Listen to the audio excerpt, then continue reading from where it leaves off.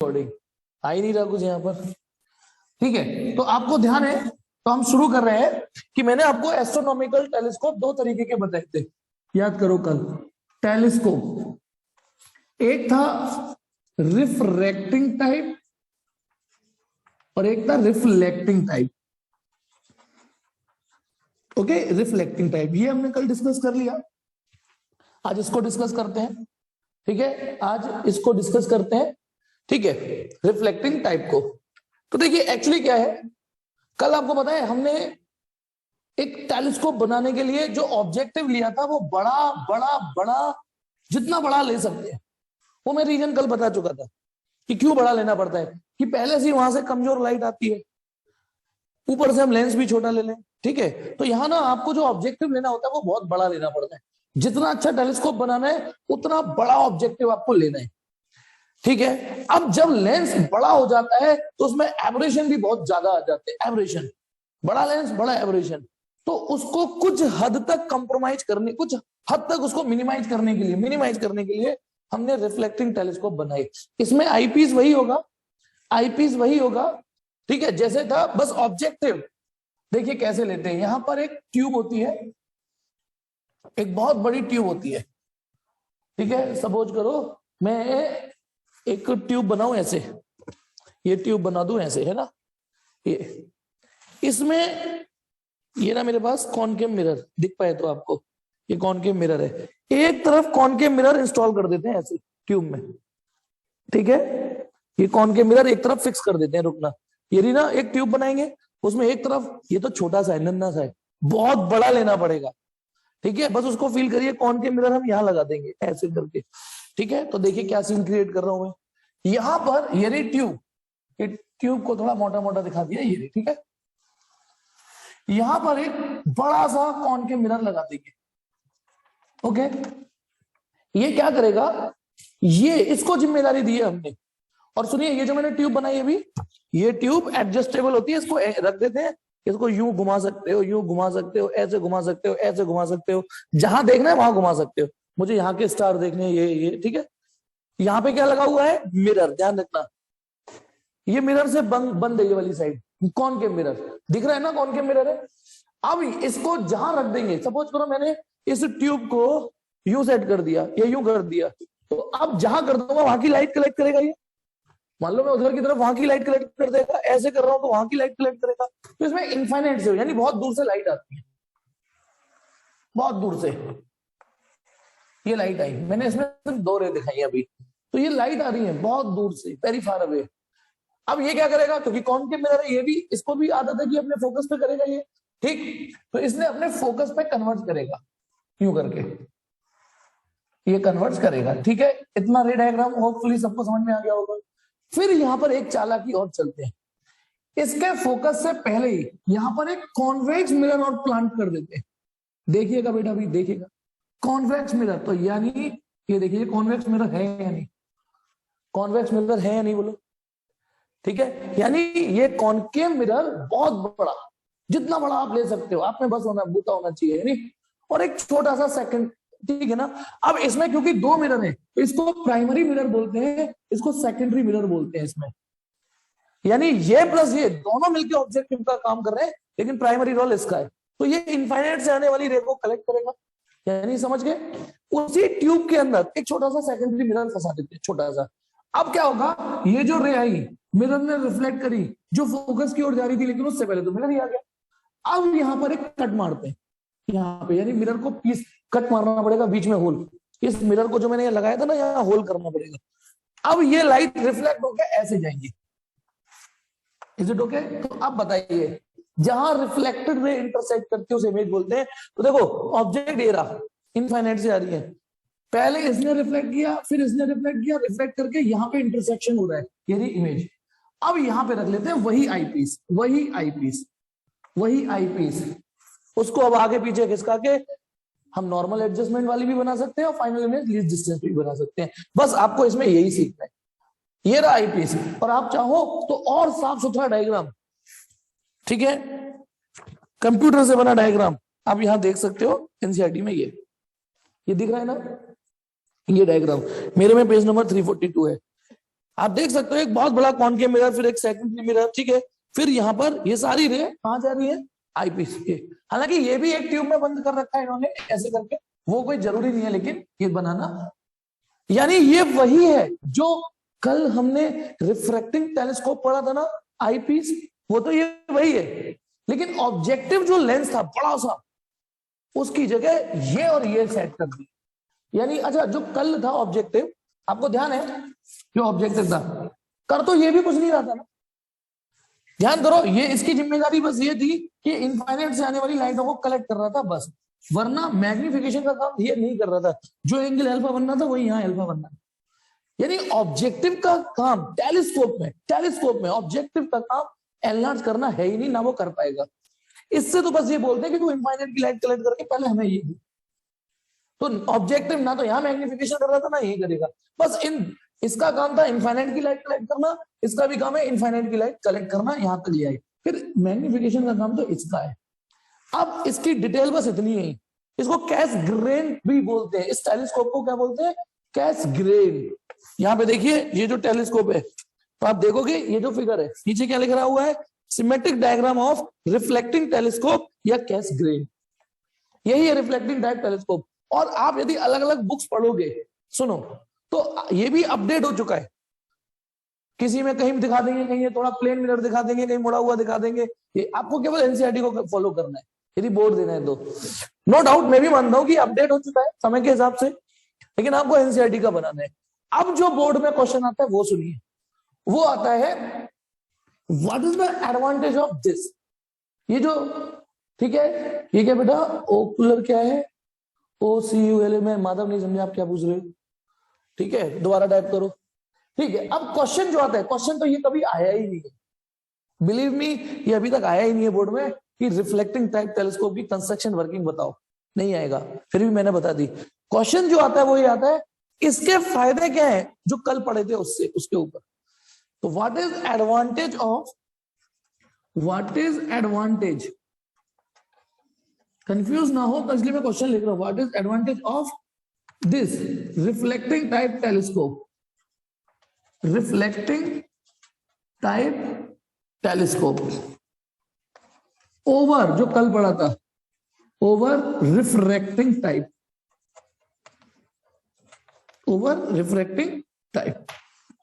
तो चलिए बताते हैं बेटा, एक नहीं दो नहीं कई फायदे हैं इसके, सिर्फ एक नुकसान है इसका, मतलब भगवान तो ये भी नहीं है, बस इसका बहुत सारे फायदे हैं, हम इसको प्रीफर करते हैं, कल जो पढ़ा था वो करते हैं, लेकिन यदि ये मिल जाए तो और बढ़िया। सबसे पहली बात आपको बताता हूं, इतना तो आपको समझ में आ गया कि आज हमारा ऑब्जेक्टिव मिरर है और कल लेंस था ऑब्जेक्टिव।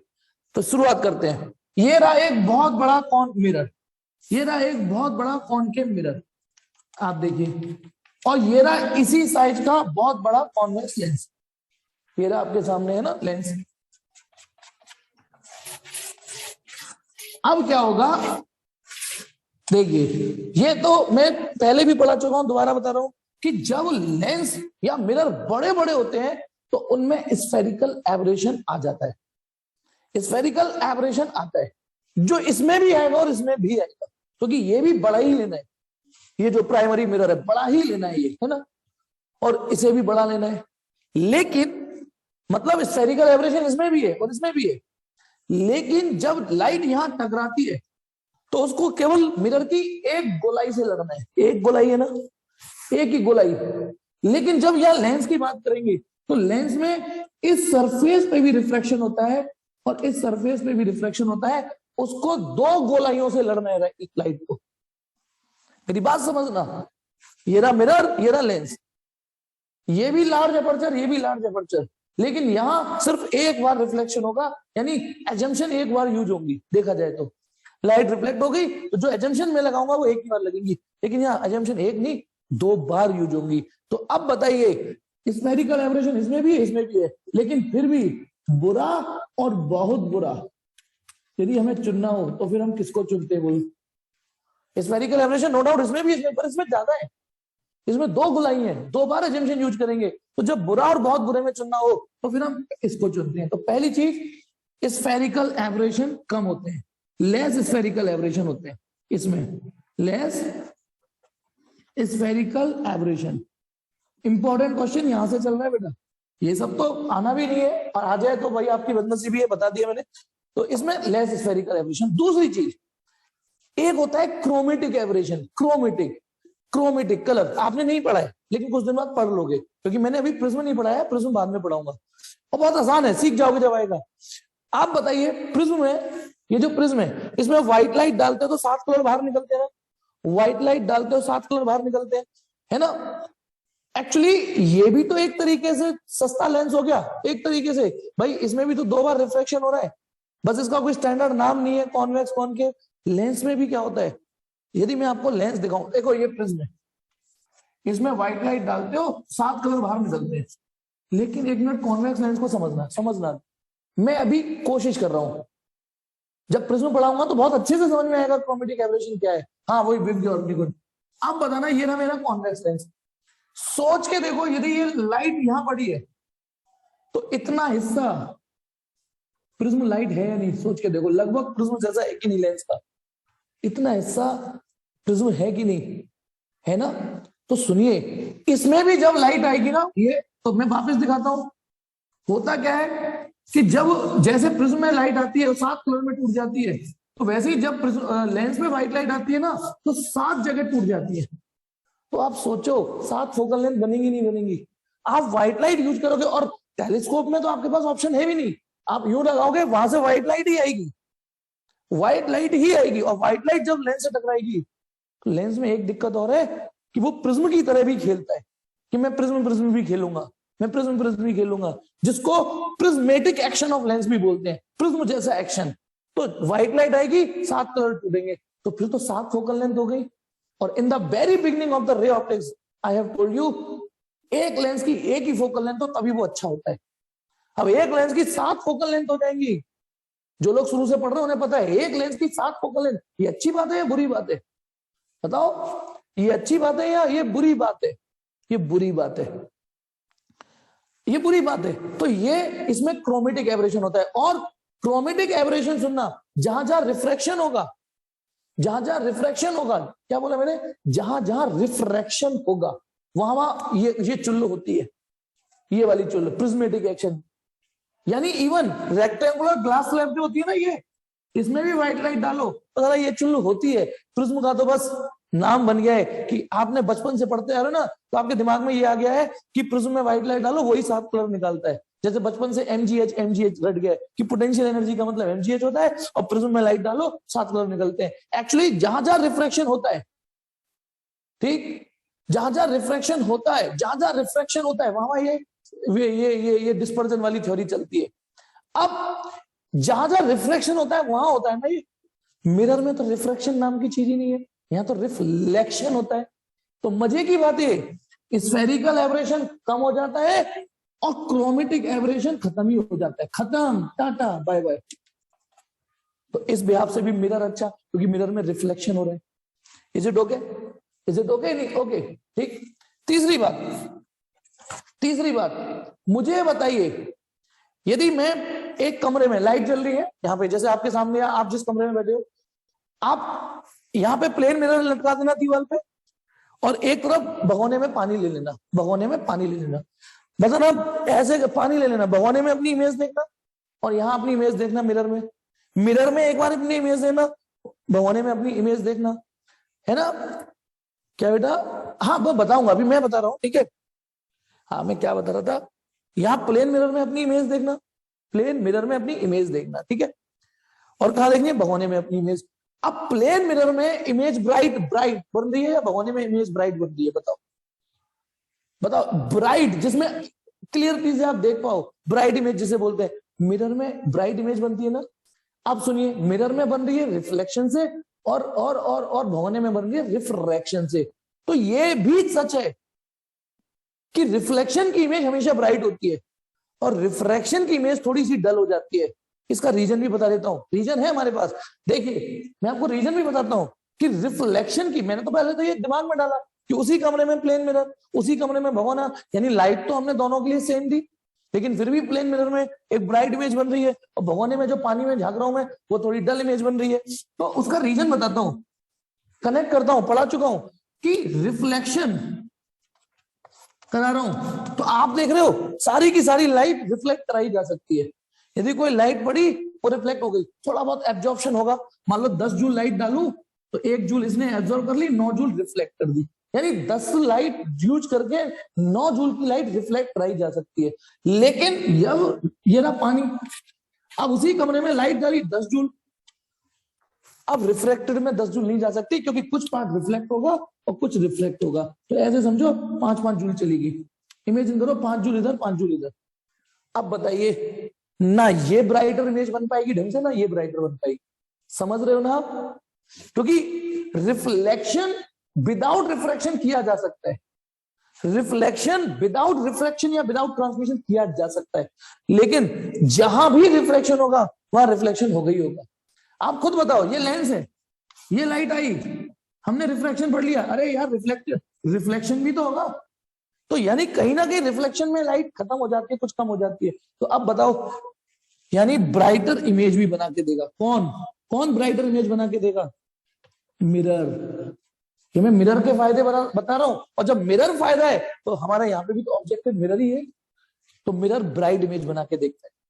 चौथी बात, लो कॉस्ट। बिल्कुल, अच्छा ये बड़े कॉमन फायदे हैं। सस्ता पड़ता है कौन? मिरर सस्ता पड़ता है लेंस, क्योंकि लेंस में माल यूज होता है, कांच यूज होता है अंदर। बताना आप जिसने भी, ये मेरे पास लेंस है और ये मिरर है ना, वजन इसमें ज्यादा होगा ना, तो क्योंकि इसमें कांच ज्यादा यूज हो रहा है, वजन ये हल्का है, ये हल्का भी है वजनदार भी है ना, सस्ता है, तो वही जो भी सस्ता मिले कम दामों में मिले तो कोई ये क्यों ना ले, ये क्यों ले? Is it okay? Is it okay? अब देखिए, हाँ कैमरे के लेंस महंगे आते हैं, हाँ सही, कैमरे के लेंस महंगे आते हैं, ठीक है, लेंस महंगे होते हैं बिल्कुल। ये थोड़े सस्ते हो गए, कौन? मैं सस्ते, और हर सस्ती चीज बुरी नहीं होती, रस्ते कमाल सस्ते में, रस्ते कमाल सस्ते में। अगला फायदा बताता हूं, हाँ नहीं कुछ बिल्कुल ठीक, एक और फायदा बताता हूं। अब यार मिरर अच्छा टेलीस्कोप बनाओगे तो मिरर भी अच्छी क्वालिटी का होगा, ठीक है, लेंस के कंपैरिजन में सस्ता होगा। लेंस यदि आपका 50,000 का लगा हुआ है तो मिरर 20,000 का लग जाएगा, इतना होगा, पर इतना सस्ता मिरर भी नहीं है। अब बड़े केयर से काम करना होता है। अब जब केयर से करोगे तो मिरर, जैसे ये रहा मिरर, ध्यान रखना ये मिरर इस हाथ में लेंस है, इसकी भी साफ सफाई करनी पड़ेगी बीच बीच में, जैसे धुंधली होगी साफ करूंगा, इसको भी साफ कर दूंगा, कभी दाग धब्बे तेल चिपक जाए तो साफ करूंगा। अब गौर से सुनना, इसकी साफ सफाईयत की जरूरत सिर्फ इसकी एक सरफेस को है, इसके पीछे क्यों साफ करोगे आप? क्यों करोगे? इसके इसी को पॉलिश रखोगे ना, इसमें कुछ खराबी आ जाएगी फिर पॉलिश कर दोगे। इसमें यदि इधर स्क्रैच आ गया तो समस्या, पीछे स्क्रैच आ गया पीछे, क्योंकि इसकी तो दोनों सरफेस को संभाल के रखना है ना। इधर स्क्रैच आ गया तो रिफ्रैक्शन खराब, इधर स्क्रैच आ गया तो खराब। तो इसमें ग्राइंडिंग एंड पॉलिशिंग दोनों तरफ की बीच बीच में जरूरत पड़ेगी। इसमें सिर्फ ग्राइंडिंग एंड पॉलिशिंग सिर्फ एक जगह की तरफ जरूरत पड़ेगी। अब ये ग्राइंडिंग पॉलिशिंग क्या है एक्चुअली, मैं और थोड़ा क्लियर करता हूं। मान लो ये लेंस मेरे हाथ से छूट गया और थोड़ा सा चटक गया तो है ना, यूं करके यूं हो गया, ये हो गया, हल्का सा ऊपर से डेंट आ गया, या खराब हो गया, डेंट तो नहीं बोलेंगे, क्रैक हो गया। तो हमारे पास इतने महंगे लेंस को फेंकते नहीं है, हम क्या करते हैं, थोड़ा सा ग्राइंडर चला के, जो पत्थर काटने की मशीन होती है, लेंस को थोड़ा छोटा कर लेंगे और फिर वापस पॉलिश कर लेंगे, ऐसे करके उसको फिर काम में ले लेते हैं। लेकिन इसकी ग्राइंडिंग एंड पॉलिशिंग दोनों सरफेस की जरूरत होगी कि नहीं होगी? Lens required grinding and polishing at both its surface and only at one surface. तो मेंटेनेंस इसका ज्यादा है ना, इसका मेंटेनेंस कम है। और आपको ये स्क्रैच की समस्या बताता हूं, ये स्क्रैच की समस्या ना फ्रिक्शन की तरह है, मिनिमाइज कर सकते हो, खत्म नहीं कर सकते। सपोज करो मैं इसको साफ करना चाह रहा हूं, अब होता क्या है दिक्कत, साफ इसमें थोड़ी बहुत धूल होगी, अब जब मैं साफ करूंगा तो धूल का फ्रिक्शन थोड़ा थोड़ा तो आएगा, तो कितना भी साफ कर लो 5 साल बाद 6 साल बाद लेंस में स्क्रैच आने आने, मिरर में स्क्रैच आने, आप सिर्फ उसको साफ करोगे ना तो स्क्रैच आ जाएंगे, है ना। हाँ चश्मे के लेंस में भी बता रहा हूं वही, आप बहुत केयर से रख लेना, उस पर धूल तो जमेगी ना, धूल तो साफ करोगे, तो आप कितना भी अच्छा कपड़ा लोगे, कपड़े से कुछ तो दम लगा के धूल निकाल पाओगे ना, आगे स्क्रैच। तो यानी 5 साल 6 साल बाद उस लेंस की क्वालिटी जब खराब होगी तो आप ग्राइंडिंग पॉलिशिंग करोगे कि नहीं?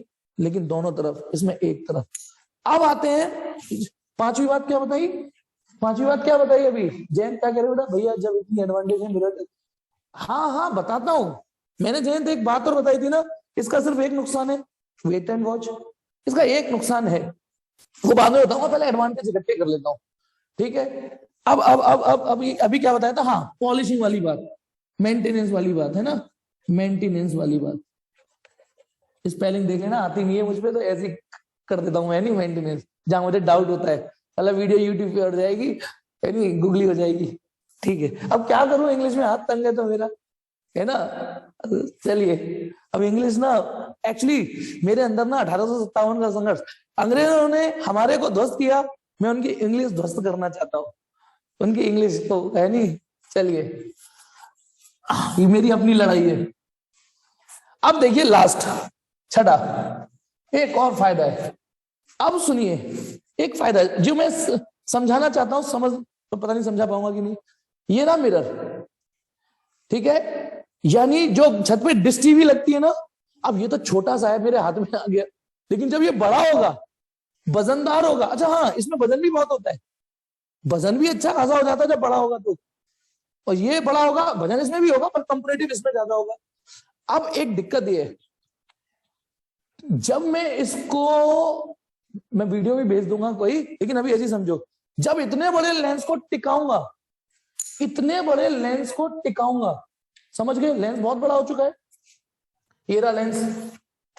अब इसको जब टिकाऊंगा, और मिरर ये रहा बड़ा सा, तो मिरर तो कहता है रफ एंड टफ, पीछे से टिका लो, पीछे से ऐसे लगा लो, और यू डिश एंटीना की तरह। बताओ डिश एंटीना कैसे इंस्टॉल होता है ऊपर आपका? उसकी बैक ऑफ द सरफेस को लोहे लंगर से लॉक कर देते हैं, और फिर जहां घुमाना होता है वैसे घुमा लेते हैं। लेकिन लेंस में ये चीज नहीं कर सकते, बताओ क्यों? बताओ लेंस में क्यों नहीं कर सकते? क्योंकि फिर एक तरफ से उसे रोकेंगे तो उसकी एक सरफेस लॉक हो जाएगी, और लेंस में बदतमीजी ये है कि एक सरफेस लॉक होगी, पूरा लेंस खराब, क्योंकि उसमें तो दोनों सरफेस को खुला रखना है ना, हमें खुला रखना है ना दोनों सरफेस को। इसमें बैक ऑफ द सरफेस कोई यूज की नहीं है, तो पीछे से लॉक कर दो, है ना, यूं। अब इसको कैसे भी घुमा लो यूं करके। अब इसमें कैसे करोगे? अब इसमें क्या होता है, किनारे किनारे पे फ्रेम चढ़ाना पड़ता है बस, और डंडी, देखा है वो जासूस वाला लेंस? जासूस वाला लेंस क्या करता है, किनारे किनारे पे प्लास्टिक होती है, फिर डंडी होती है, उस डंडी से पकड़ना पड़ता है। समझ गए नहीं समझ गए? अब चलो, जासूस तो डंडी से पकड़ लेगा, है ना, लेकिन जब इतना बड़ा लेंस होगा तो सुनिए, lens require very heavy mechanism for it support. इसके सपोर्ट के लिए भी बहुत अच्छी जुगाड़ चाहिए होती है।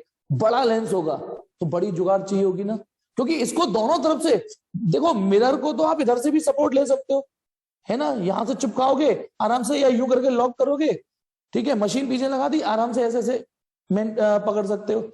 लेकिन लेंस को तो ऐसे नहीं, लेंस को ऐसे नहीं पकड़ सकता ना, फिर यहां रोशनी आके मेरे हाथ पे रुकेगी।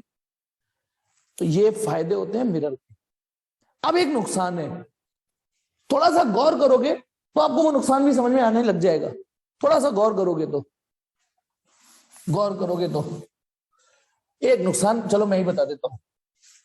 नुकसान ये है कि जब हम लेंस खोलेंगे, देखो ये ऑब्जेक्टिव लेंस है, ऑब्जेक्टिव लेंस, तो जितनी लाइट आएगी उन सभी लाइट को अपने सीने पे ले लेगा और उनको कलेक्ट कर देगा, और एक ब्राइट इमेज बनाने की अपनी तरफ से कोशिश करेगा।